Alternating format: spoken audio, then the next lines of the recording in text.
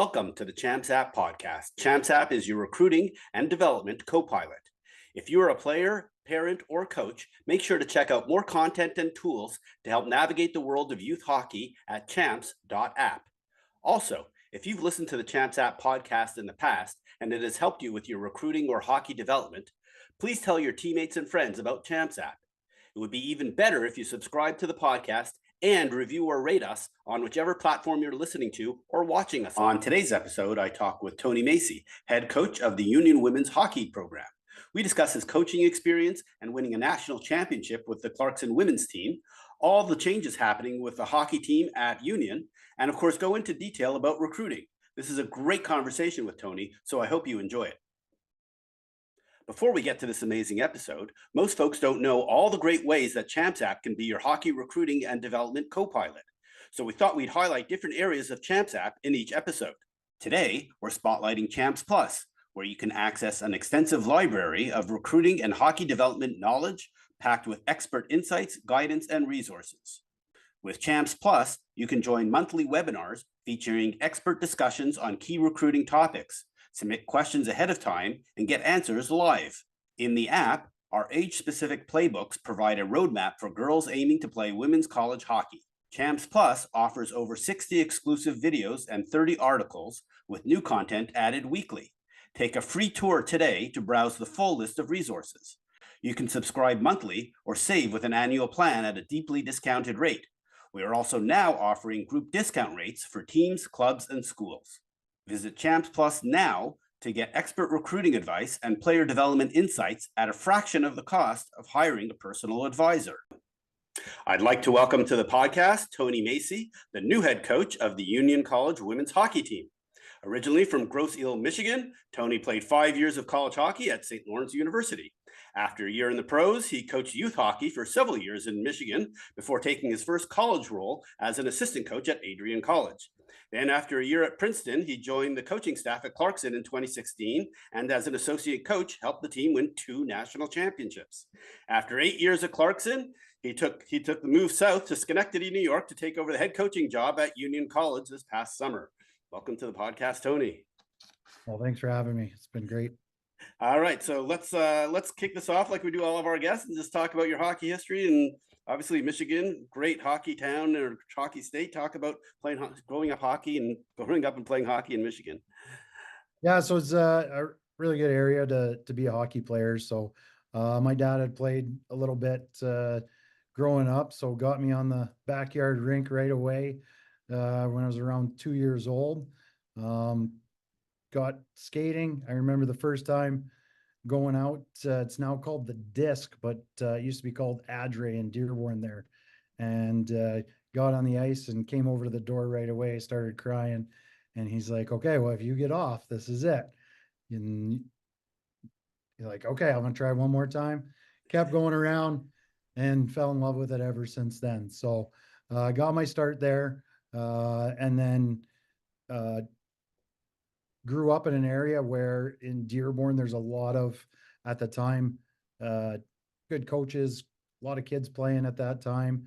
Got to play for, actually, my first coach was the head of the NHLPA, Bob Goodenow. I know exactly who he is. Yeah. Yeah, who helped out quite a bit with my career. Still keep in touch with him. He helps run the Suburban group now out of the Plymouth area, Novi, all those rinks as well. So got to learn a lot through the times with him in those peak years where, sometimes you may not get those coaching that you want. You might get a parent that doesn't know a ton. I was fortunate enough to get somebody who was a captain at Harvard and had played for a long time. So that helps. Very fortunate to get that. Followed by that, I ended up moving on into Little Caesars. So pizza there with Mr. Illich, and still a very good program, both on the girls and the boys side. So yeah, both sides, yeah, for sure. And had a lot of good coaches along the way there as well, including my dad, who was along for the ride for quite a few years. Moved on into a couple coaches as well into the Bantams, and pretty much the longest running midget coach who had ever coached into the Detroit area, named Chris Corey, who I take a lot of what I do now from stuff that I learned from him during those years. We had some pretty good teams back then, and some of the people that are in those teams have moved on into coaching that I still keep in touch with and see along the ways. In fact, there's a recruiting event that happens down in Fort Myers where Ernie Hartlieb, who became the one retired number at the Florida Everblades, I get to see him every now and again. So the cool thing with hockey and those younger years is you get to foster a lot of those relationships that you see along the way, and those become your buds all the way through. And even if you don't see them for years, you come back and you get to see them, and it's just like nothing ever changed, right? So that's kind of the minor hockey area. Then I got into Springfield, so ended up at Springfield, Illinois, in the North American League. Back when it was a little bit different setup as well. That was when they had the East Coast EJHL, the USHL, the Frontier League, and then the North American League were all the same level. So it was a little bit different than what it is now, with the USHL being ranked in a different tier. So had my 2 years there. Did an event where Coach Wells, actually at St. Lawrence, The head came and coach of watched the me women's play. team. Yeah. Yeah. Yeah, came and watched me play, and I had some local Michigan schools looking at me and things like that, but wanted to see what it was going to be like out east. Had really good talks with Coach Wells, and um, he tells me now, he's like, you were my first recruiting call going from, he was at Western going to St. Lawrence. So uh, And he's got the charismatic personality. I know he always gets oh, rated very highly by the players when he goes to showcases as the favorite coach at the events. oh, he brings a lot of energy, and it's contagious. And Wells, he's just a really good person, really good uh, person to be around all the time. So you definitely see his personality coming out that way. But he got me to go to St. Lawrence. I love the campus. It was a smaller campus there, and that was kind of what I was looking for. And then had some really good coaches there. Joe Marsh, who'd been around for ever there on the men's side, and um, Wellesley as well, and Bob Pryor and some the others that were there. Learned a lot from them to take into my coaching career. After my 5 years, I got into the master's program, and then took a year, just kind of bounced around in the minors. How did you, by the way, how did you get to play 5 years at St. Lawrence and not just 4? What, did you redshirt a year or something like that? Yeah, so my first year, I can remember it to a T. Right? Go to make a play, first shift, step on a stick, high ankle sprain, and just The couldn't get worst. through it. It was one of those ones where the doctors are saying, like, you would have been better off breaking it than spraining it. So took that year to redshirt. I was under the threshold, so I was in no rush to leave by any means. Loved the area, loved the time. So was able to have that 5th year and play that 5th year out as well. So Gotcha. So then bounced around a little bit in the minors and for the 1 year, and then jumped right into coaching. So got my coaching start at Victory Honda. The very distinct competitor to Little Caesars, right? Yes, very much so. Very much so. So my uncle, John Stanzik, ran the rink there in Plymouth, the Arctic Pond. And when I came back, I was like, oh, I can help out wherever you want. And the U16 team there, Sean Ortiz, who had been in Danville when I was playing in the North American League, was looking for somebody. So he and I got together and talked, and he brought me on. And Sean's been one of my biggest promoters and mentors ever since. Still talk to him all the time. See him when he's living down in Florida now, and still will watch games and send me notes and stuff like that as we go. 16s is a very important year for boys because that's when they start getting drafted into junior. So just talk about the importance of development in that year and kind of what you learned, where maybe when you had to maybe trade off wins versus development for your players just to get them exposure and things like that. Yeah, so we had to do a lot that way, right? That's the OHL in the Detroit area. That's the OHL draft area. So for us, we were trying to get kids to really work on their skill development.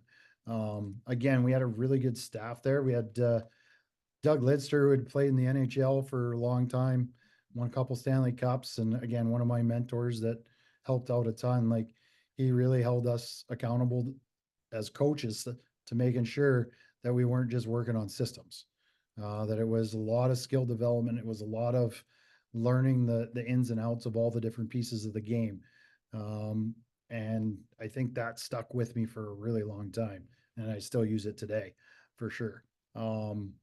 So yeah, so I think that's one of those peak years where you know, those kids are either getting drafted or trying to move on into college. Coaches start to look at them then. USHL coaches start to look at them then, and that's kind of where you get into the connections for the recruiting side of things, because that's where you're talking to those USHL coaches on the boys' side. You're talking to, North American League coaches. You're fostering those relationships. Like, that's back when John Cooper was still doing the junior stuff. So I'd be talking with those guys, every couple weeks and getting to know them. So I learned a lot when it came to recruiting through that as well. How do they interact? What do they look for? It's not about maybe what we're doing. It's what do they want to see out of a player? Yep. That's what we want to try to develop and try and move on. Yeah, and So the boys' side, it's a lot more vicious, so to speak, or a lot more competitive, way more straightforward on the women's side. So if you can handle the boys' side with the cutthroatness of what goes on with the politics and the alignment with junior teams and colleges, that'll, I'm sure, help you on the women's side. yes, for sure. And I think the big thing is like getting outside your box and your comfort zone, right? Like, those guys, they want to talk to you. They want to do those types of things, right? They're not scary, right? Some people think like, oh, I can't go talk to them because they're in the USHL. I'll wait till they call me. It's like, no, you got to get outside your comfort zone. And you got to make sure you go and usually talk to them, because that's what's going to help your players out moving forward. Gotcha. Um, so yeah, so it's a whole different ball of wax on that side for sure. Yeah. Um, Part of the reason why I did jump to the women's side, actually. So in my time there, while I was still with Victory Honda, I did some like skill development in the area. Worked with the Grand Rapids Griffins. Worked with the Red Wings a little bit. Working with Charlotte and the Hurricanes and the OHL teams there as well. Um, just with players in general skill development areas. I worked with Kim Muir, who was a big time skating coach in the area.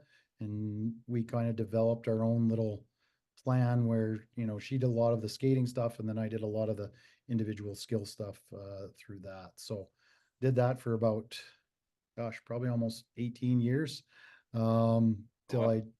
I moved on to Division 1, and then things got a little bit busy, and I moved away from home pretty much. So, Right. so how did you end up in Division 3? So Adrian College kind of came around uh, out of the blue. So the head coach there, Chad Davis, he's actually back there now again, doing a second stint. But he and I had known each other for a really long time. I was trying to break into the NCAA route. On the men's side, I kind of saw where my path was a little bit. So I had talked with Doug Lidster, again, from Victory Honda. He had coached in Vancouver with the women's Canadian national team. And we talked, and he's like, hey, I think you'd be a good fit for the women's side. You have a good demeanor for it, good talking skills, those types of things. So I was like, I'll reach out to Chad.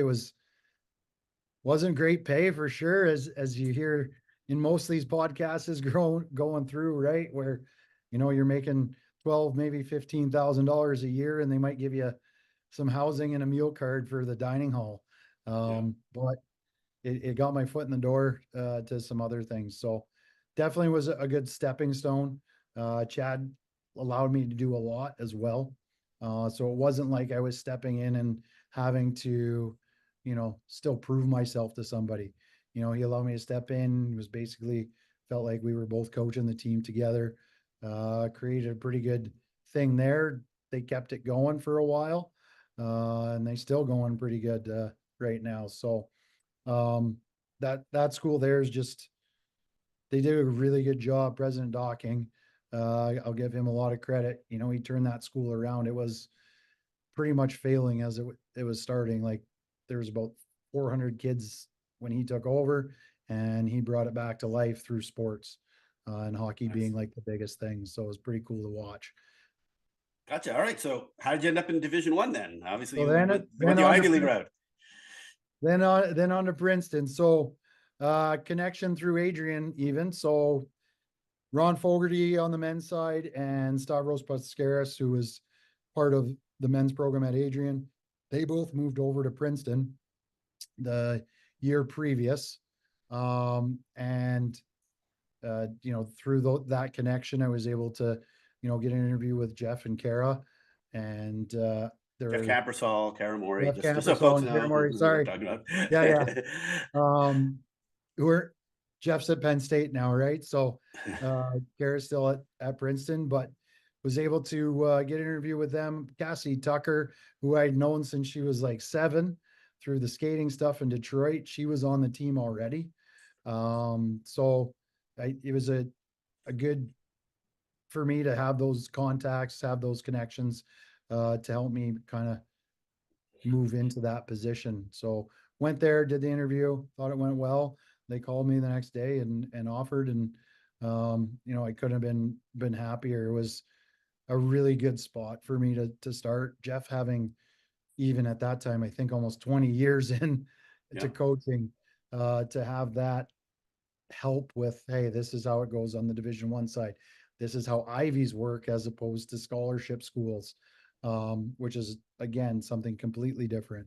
And then Kara just being, and I know Kara's been probably on here before, right? So Absolutely. Yeah. um, the Most high listened to coach podcasts that we've had on there the you go. Champs App Well, podcast. hey, with the energy she brings and all Yeah. that, like there's a lot there. So it was a great staff to work with. We were able to do something that they hadn't done in 10 years there, which was make the tournament. So we made the tournament in 2016, played Minnesota in that first round, scored the first goal of the game in like 10 seconds in. And we were like, oh, here we go. And then, then Minnesota took over for a little bit and we scored with 10 seconds left. So, but it was a good experience. I think it helped the program move forward, and I couldn't thank them enough. And then that summer, Coach Matt had an opening. Matt Because DeRoche at Clarkson. yeah, I'll start using last names. Yeah, we're good.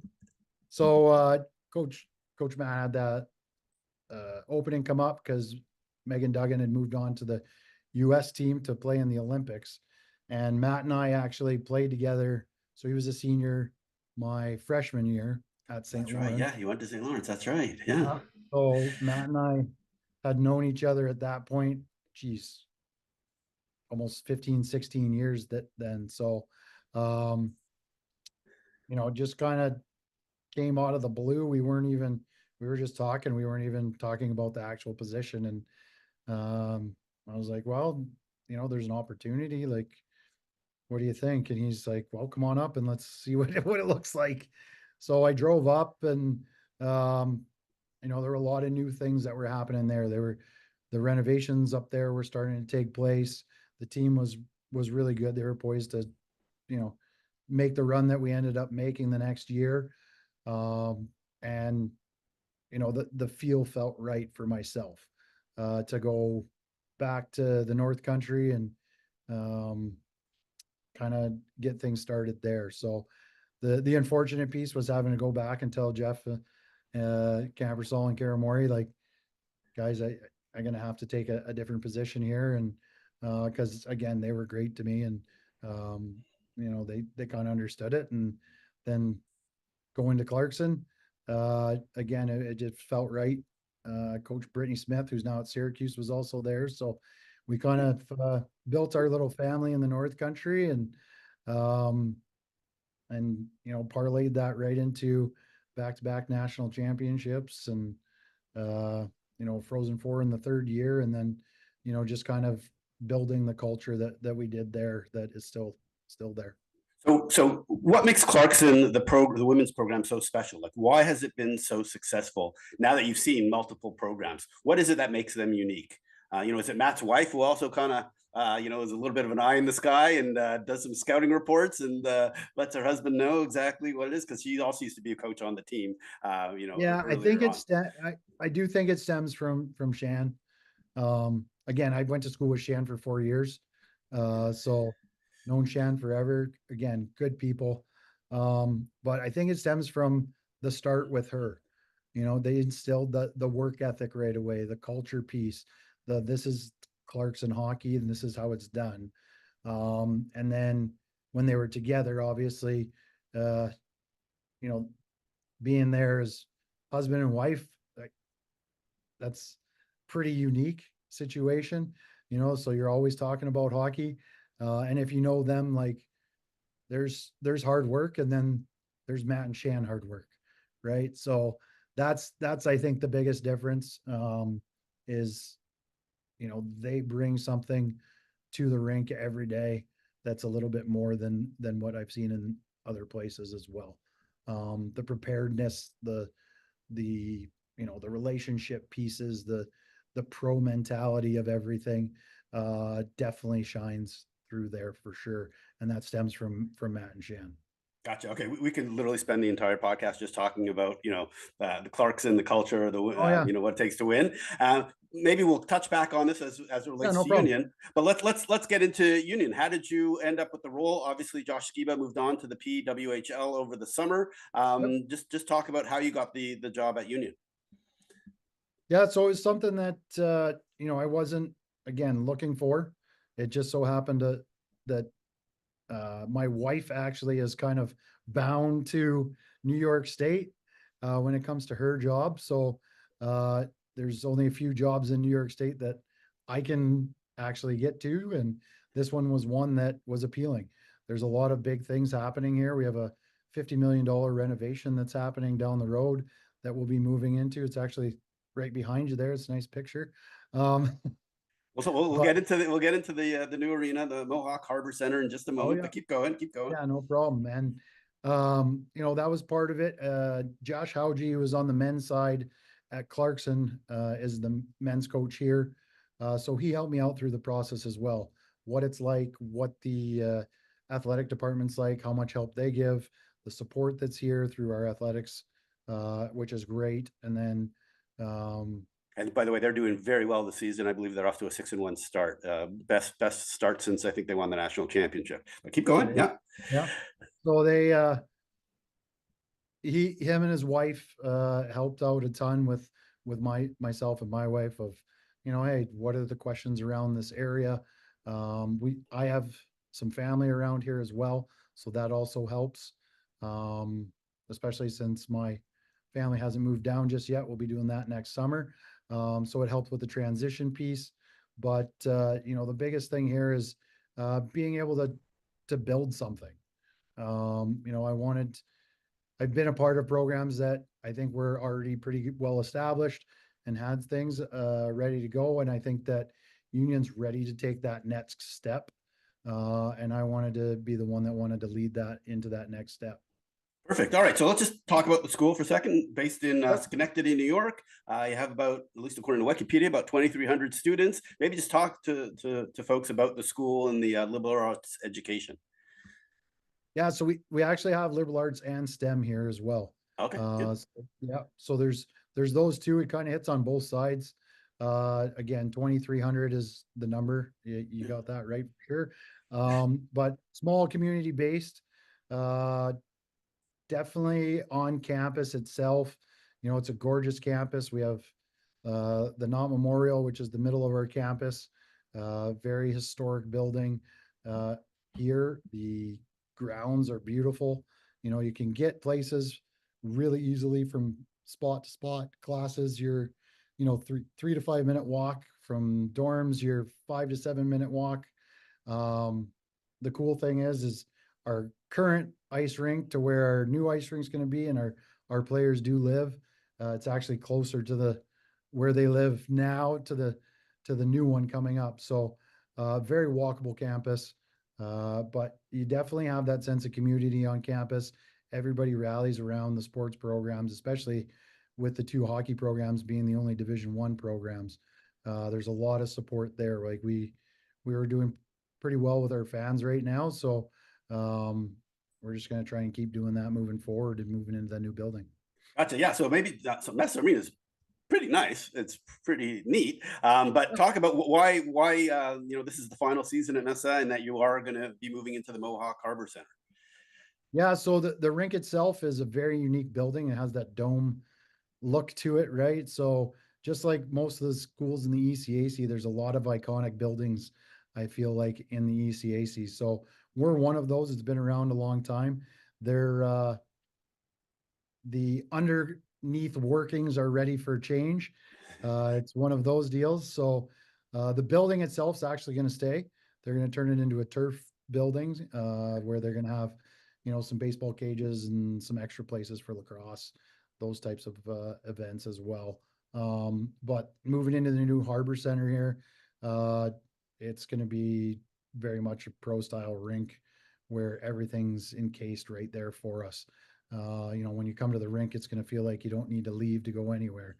It'll feel like a second home. So, we'll have everything in there from, the brand new dry stalls to players lounge to an eating area to athletic training room with all the whirlpools and tubs and the top line stuff, as well as our own gym right there as well, specifically for the two hockey programs. So having that at our disposal is definitely just going to help with development on both sides, of men's and women's. Perfect. All right. So, the new arena isn't the only thing new with the team recently. When I interviewed Josh a few years ago, the team was called the Dutch Women, and then the Dutchmen on the men's side. But Yep. now they're called the Garnet Chargers. What's with the name change? And please elaborate. Yeah, so they were trying to, the big thing was trying to get away from the Dutch men, Dutch women look. So the new president that came in, President Harris, he came in with an idea of, hey, we want to change this to the Garnet Chargers, partially because we're in Electric City. So GE is established here. So that was part of the change with the logo to make it look a little bit more like kind of a Tampa Bay-ish looking logo with the lightning bolt in the middle of it. And then we added a garnet colored dog to our disposal as well as our mascot. So Charger is always around the rink, giving high fives to everybody there. Gotcha. So is Garnet basically like an eggplant, a purplish color? Is that what that is? Yeah, it's pretty much it's our color, Yeah. right? It's that color, the Union color. So they were trying to figure out, okay, rather than just call us the Chargers, what can we go off of that? So they went with the color just so that it makes it easier to kind of distinguish.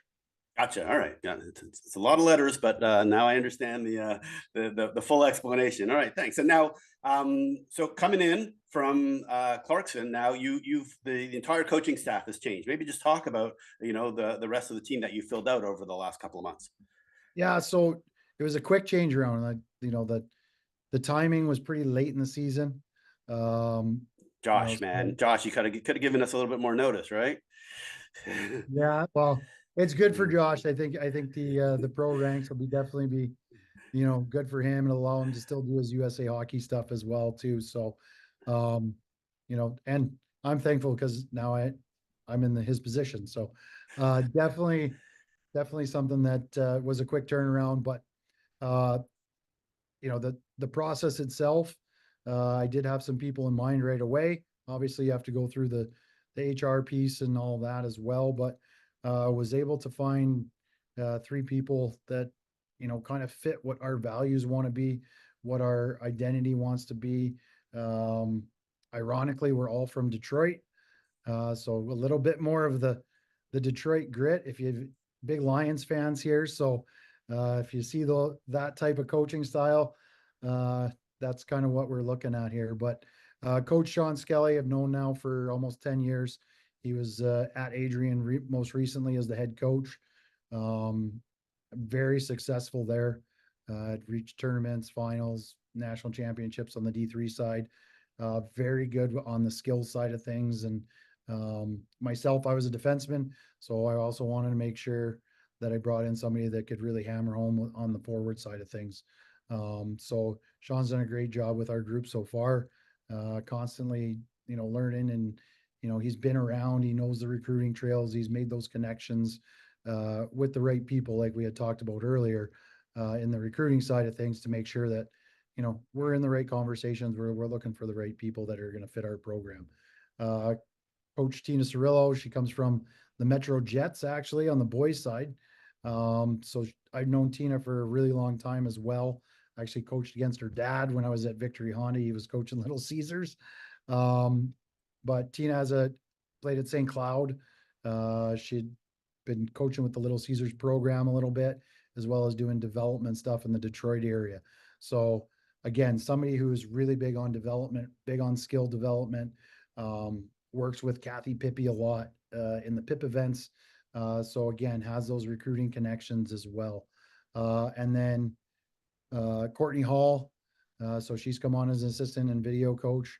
And she was also at Little Caesars previously. She had just graduated from a graduate degree at Robert Morris. Prior to that, she was at St. Cloud for 4 years. But again, somebody that is driven, is somebody that's going to, has the skill development piece, has the connections as well with the coaches at the lower levels, that again helps us with our recruiting side of things. But the biggest thing is it's a fun office to come to. Where I'm really big on collaboration here, so we do a ton of talking when it comes to, hey, what do we have to do moving forward? I want to get everybody's opinions. I don't have all the answers. I need people that come in with ideas, and they're coming in with ideas every day. And sometimes my ideas, their ideas, we may not take a whole piece of it, but we might take a little piece of it and run with it. So the big thing is I think just having that communication together, and making it a spot where we all enjoy coming to work. Gotcha. Yeah, and Mondays must be a lot more enjoyable, given how well the Lions have been playing the last couple of years, right? So I hear you. Sure. When I spoke with Josh several years ago, we actually had to edit out of the podcast that scholarships were coming to Union because it hadn't been announced yet. So it was one of the few times I actually had to go in and trim something out of a podcast. But now that's been obviously fully been public for a few years now. Yep. Where are you at with scholarships, and what's your thinking about how that will help the team, attract a different type of player? Yeah, it definitely attracts a different type of player when when you're offering scholarships. School's not cheap anymore. So it's a large dollar amount, and it allows you to get into some conversations with people that maybe um, have offers from other schools. And that's the big thing. You have that competitive side of things. But right now, both the men's and women's program are rolling our scholarships in. So in 2026, we'll have all of our full scholarships in. That's the year that everybody's both men's and women's programs will have the full there.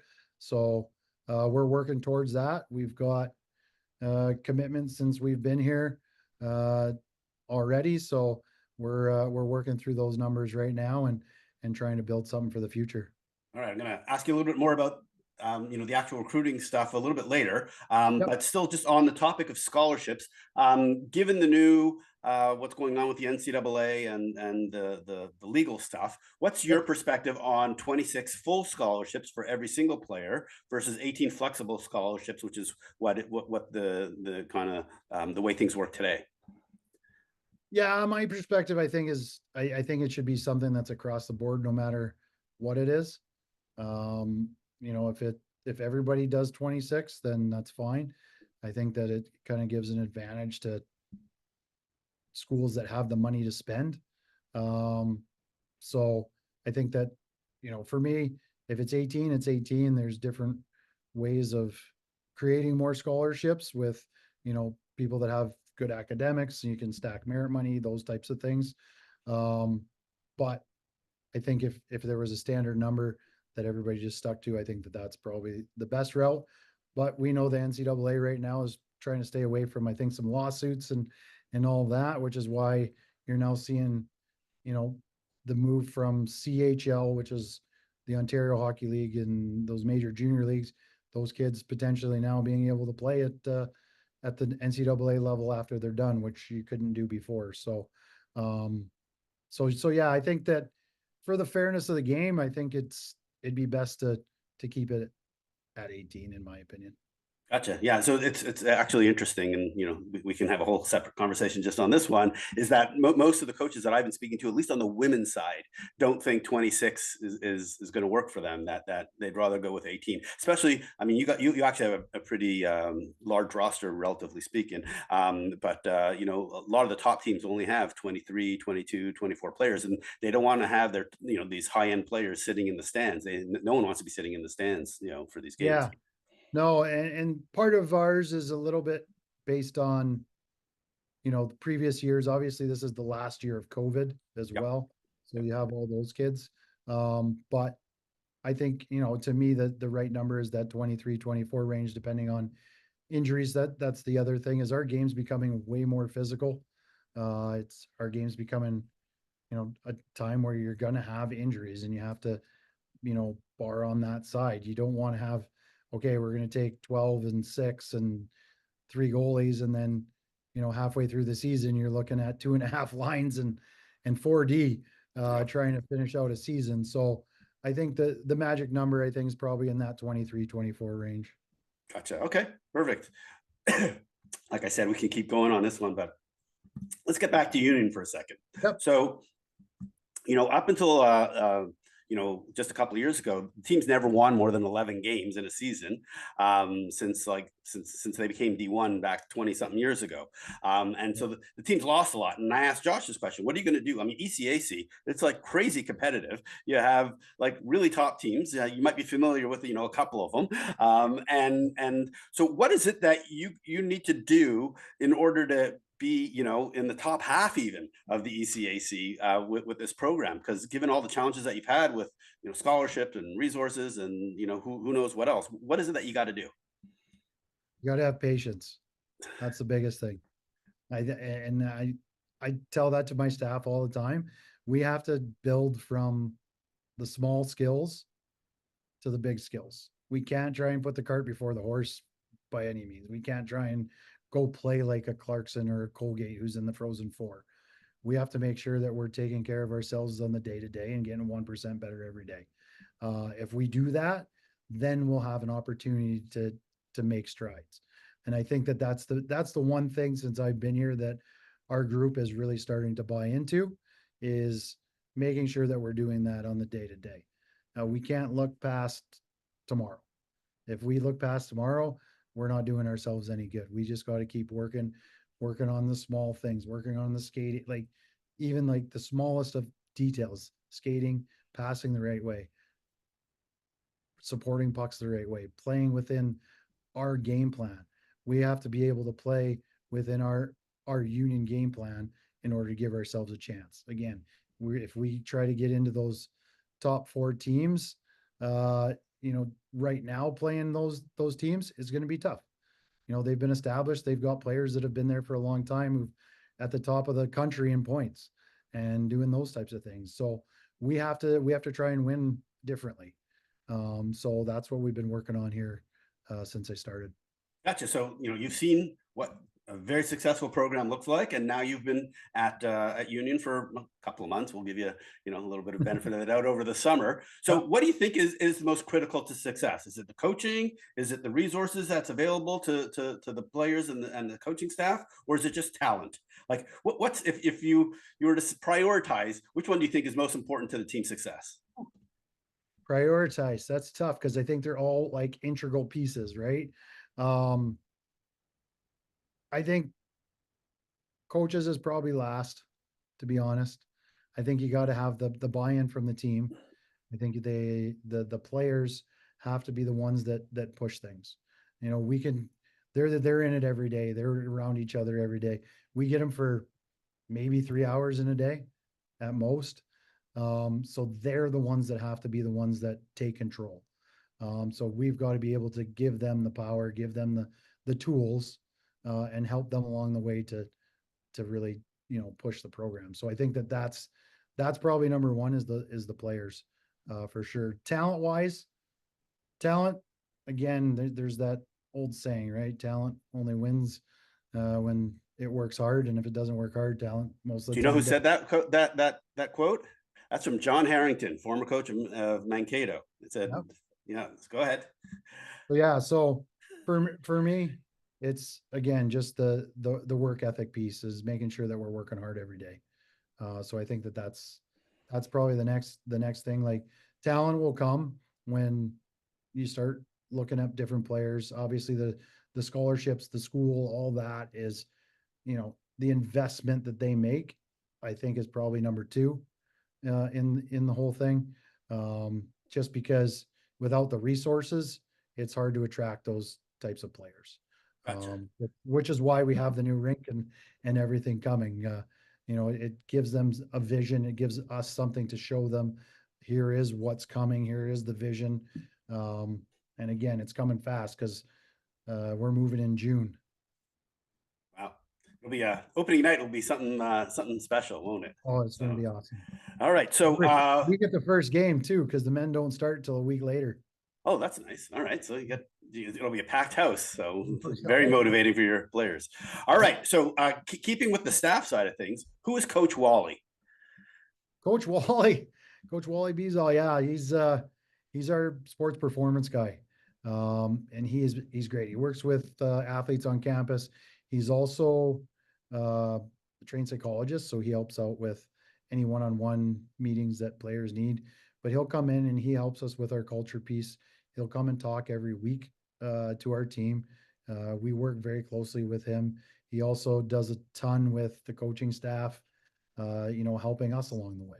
So he's not just helping the players; he's helping coach the coaches, and he's kind of the eye in the sky, looking at energy, attitude, all those types of things during our games, which is definitely a benefit because we get caught up in the games, and you may not see certain things, and he's an extra eye that can be like, hey, check in on this, or oh, hey, it looks pretty good out there right now. So he's a huge benefit for us to have. Nice, and I'm sure as the season goes on and you go through your ups and downs, having someone like that, especially a third party, to help both the coaches and the players kind of get through a long season. Yeah, for sure. Yeah, he helps with a lot of our visualization stuff. Helps a lot with our breathing techniques that we use here, um, and just does a really good job having the girls' ears and knows that he cares about them and moving forward. Perfect. All right. So let's now move on to the recruiting side of things. Yep. You mentioned that you have a little bit larger roster than you'd like. I know you're carrying 4 goalies, which must be challenging since you can only play one of them at a time. Right. Maybe just talk about where you see the program going from a recruiting perspective, and where are you at in the process. I'm assuming you're full on 25s. You're probably almost full, if not completely full, for 26s. So maybe just tell us where you're at and what you're planning. Yeah. So right now, we're still looking at kids potentially for next year, depending on, how things do shake out. Um, we're trying to create a competitive culture here, and that's the big thing. And we want people that want to do that, and some people that might fit, and some people that may not. So kind of goes to the side of things. That's where some people might want to venture off, go in the transfer portal, and that's fine. So that's where we have to be on the recruiting side still, looking at potentials for next year, potentials for 26. So for us, pretty much our 25s are done. We just had one yesterday that kind of finished out our 25 class, but our 26s we're still trying to fill out a little bit, depending on our needs. But in today's day and age, things change, you know, halfway through the year, towards the end of the year, fairly quickly. So the big thing is just making sure that we're getting out and seeing people, so that if there are opportunities for us to, you know, open up or something opens up, then we're able to make those moves as well. Gotcha. So folks should know that if they do have an interest in union, now's a good time to reach out, as they, even for 2025, just in case something does open up that we weren't expecting. Related to that, actually, I did see that you have several transfers from other schools. Some of them early on in their career, some of them obviously in their seniors or graduate year. Maybe just talk about the transfer portal and how that kind of helps and hurts a team like Union. Yeah, so I think that it just depends on the year, right? I think a lot of it depends on where people are at in the lineup. I think some of it is you know, comfortability as well. Some people may not want it, like they may have known coach was leaving, so they might have wanted to go elsewhere to find something early. I just don't know those types of things for us where we were at. I know coming in, I got handed the roster and this is what we were going with. So they had already been picked up through the transfer portal. And I think we've got a pretty good group here. On the ice and off the ice as well. So that's kind of how it's been for us. The transfer portal can be something that we can tap into. I want to make sure that we're bringing in the right people to the program, making sure that we're bringing in people that want to be here. So whether that's through our regular recruiting or through transfer portal, that's what we got to do.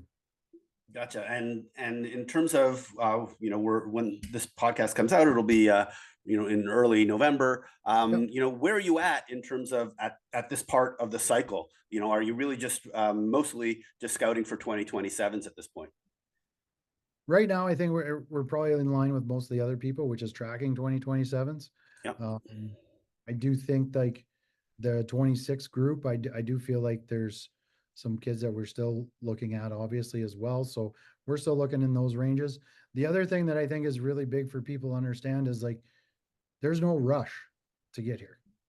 There is no rush. There's nothing wrong with post-gradding and going to the next class.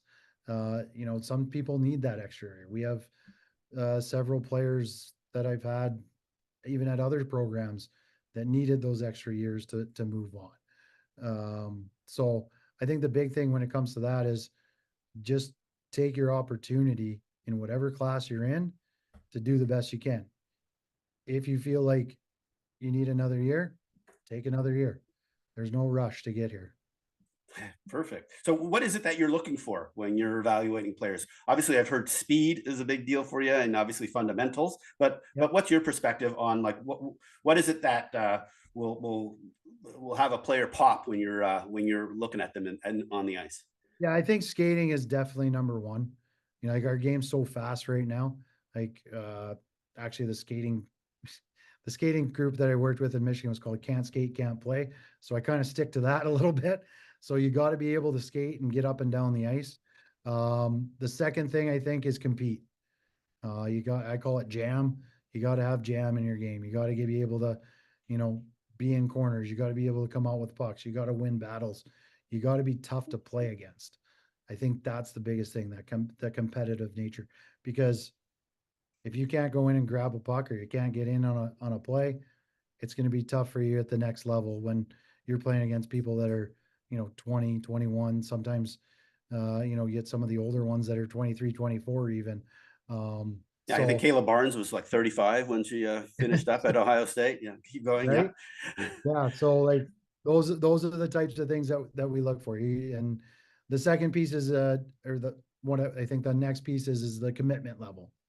Are you committed to your process? Are you committed to being a Division 1 athlete? Do you take care of your body? Do you take care of your nutrition? Are you doing the extra stuff? At our level, everybody works hard. Like that's the standard. So what else are you doing? Right. And that's the one thing that we definitely ask all coaches. What do they like off the ice? Are they doing extra off the ice? We do our homework when it comes to making sure that we're recruiting the right kids. It's not just going and watching a game and then okay, that's who we want. It's talk to coaches, get references, see what else is out there. So that's kind of the formula that we kind of follow that way. Perfect. All right. Last question, recruiting related. So I've had a couple of parents contact me over the last week or so saying, hey, my kids, my daughter's a 2026. They haven't found a home yet. What should we be doing? What would you recommend? Well, I think the big thing, Other than emailing you, since you still have some openings potentially for 2026. But other than that, what in general, what advice would you well, give? that is the one thing I will say is like, obviously we get inundated with a lot of emails because that's what everybody does. Um, but we have lists that say that is there. Definitely I'd say making sure that, your daughter is performing at the top, right? Like making sure that they're in a situation where they're going to be able to be seen. Um, reaching out to uh, the recruiting type of people as well. So, making sure like, hey, if I'm going to an event, I'm reaching out and saying, here's the event I'm going to. I don't need a full list of the year. It's just here's the event, come watch and kind of go from there. But again, I think it goes back to all the stuff I say we look for. Can you really evaluate yourself and say, I'm doing all those things? If you can, then you'll have that opportunity to move forward and, look at getting recruited. I've seen kids get recruited in the year before at the national tournament. So there's no end date. Like that's the one thing I think the big thing for everybody is everybody's process is different. There is no, this is what you have to follow, right? So making sure that they understand that and just put the time, put the effort in and do the work. Yeah, so our data shows about 15 to 20 players still commit within 6 months of them actually starting in college. And I know of a goalie who started who committed only about 3 or 4 weeks before they started in September. So, hey, I just want to thank you so much for doing this. There's a lot of great information in there. Obviously, a huge amount about your coaching history, and now it all makes sense how almost every one of your connections in your hockey career has kind of fit all together like a web of coaching knowledge. So thanks so much for doing this. Great learning about Union, and obviously really appreciate all the recruiting advice. No, thank you for having me. This has been great, and I'm just glad you invited me on. Perfect. All right. Well, best of luck this year. We'll all be watching, and and obviously, I really hope the everything works out really well with the new arena, and look forward to that opening game. Awesome. All right. Thank you. I really want to thank Tony for coming on the podcast. I enjoyed hearing about his plans to reboot the Union women's team, his perspective on what it takes to build a championship program, and of course, his thoughts on the recruiting process. You can connect with Tony on the Union team website or via his Champs app profile. Links to both are in the show notes.